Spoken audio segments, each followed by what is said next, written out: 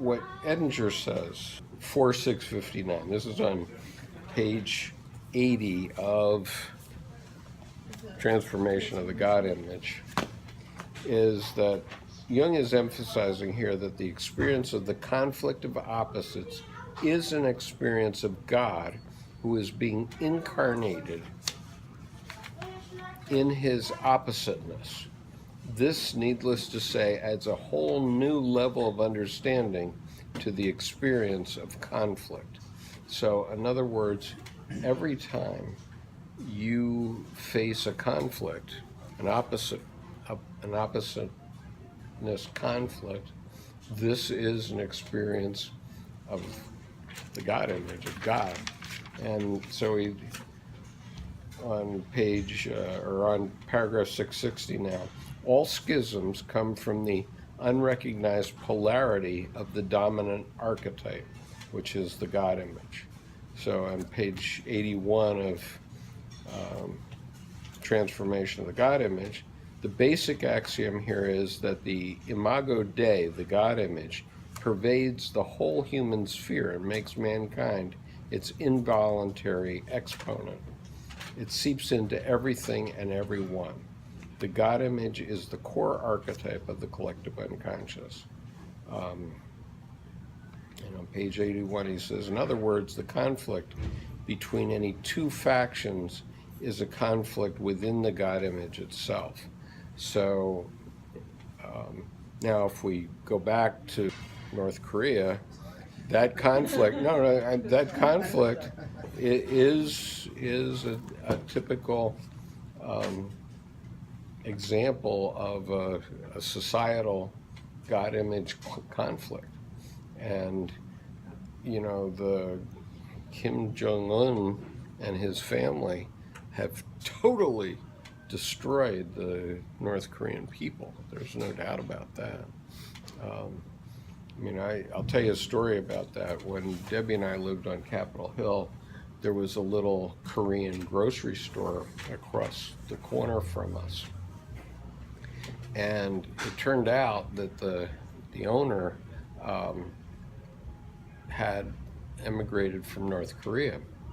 And he had done that when he was 18. He escaped when he was 18 and somehow managed to find his way to the United States. And so at that point in time, which was early 90s, he had been in the United States for 44 years. He was in his 60s.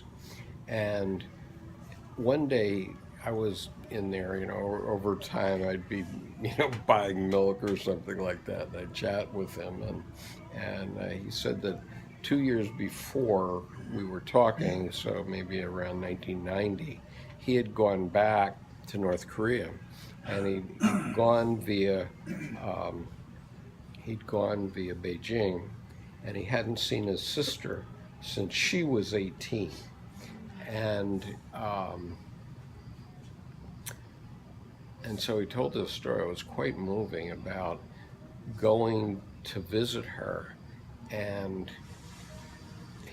I think he went in a taxi to this address where she supposedly was, and so there was a house, and next to it was like a chicken coop, and he starts to go up to the house, and the driver or somebody says, oh no, that's not where she lives. She lives in the chicken coop. Oh. Oh. Yeah, I mean, really horrific. I mean, it went downhill from there, but... You know, I have one issue with, oftentimes we talk this way, and well, I had a degree in philosophy, right, and all the people in philosophy class hated me because they were thinkers and I was a feeler. And the big difference is that when you talk about something, the thinkers are dancing around on the surface with all of these little signifiers and reference and symbols and all this stuff, and whereas the feeler is down there reliving whatever it was that gave those symbols and so forth their existence. So the feeler is real slow. He's down there digging around.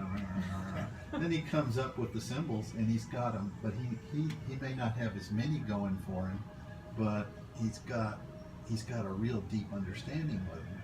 And so it was really frustrating for these guys that are moving fast to have this guy come up and talk about stuff, from a feeling point of view, because he can really pull down on those symbols and talk about it. And it's sort of like what's going on when what you were reading earlier is that it's the thinkers talking about it and not the feelers. So, which is always makes me, it goes fast for me, but on the other hand, it feels like it leaves out so much, which is the whole experience that generated. So you're talking about oppositions, but prior to that, there was an experience that had to be articulated and broken into these oppositions and referential, interplay, and then it just it seems superficial. So I'm not quite following your point, Bill. In other words, okay, that story to me is not that story. Okay, but before that. Okay, but I'm trying to understand your point, and I can only understand it in the context of to what you were reading. Oh, okay. So I was being nice, not saying anything till you finished your story, and then I was going back to the reading. Sorry. Okay, what were we reading? Okay. All right, but let's try to talk about it in terms of this guy going to see his sister now. Okay, because I'm a T and you're an F, so let's understand how the two of us experienced it, because I experienced it as a very feeling thing. Okay, in other words, for me that story was numinous. Yeah, but that's a real high level. That's like, here's a guy working in machine language and here's a guy working in Python. It's just, it's two different worlds. I mean, you might be talking about the same machine, but your experiences are just so totally different. So that's not really, I was only talking about, the reading there was very abstract. What you were talking about in your story is very concrete. So that's, so. Which reading, Bill? I can't apply it. So do you know what it was I was talking about that? Well, that was a long time ago. Was it the editor, or you mean with the Dharma, or when you moved to editor? What did you just read? Yeah. Okay. Imago Dei? The Imago Dei. Okay, so the basic axiom here is that the Imago Dei, the God image, pervades the whole human sphere and makes mankind its an involuntary exponent. Okay, the Imago Dei is an experience.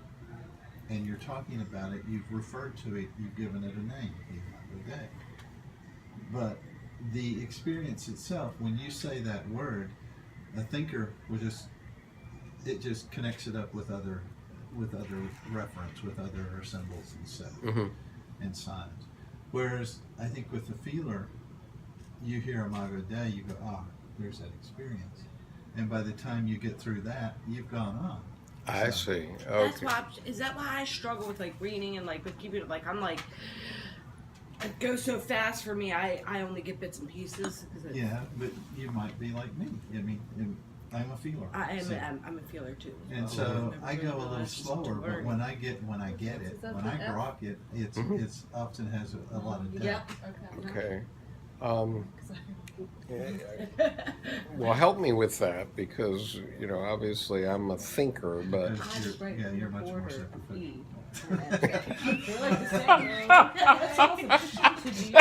No judgment. okay, I can take it.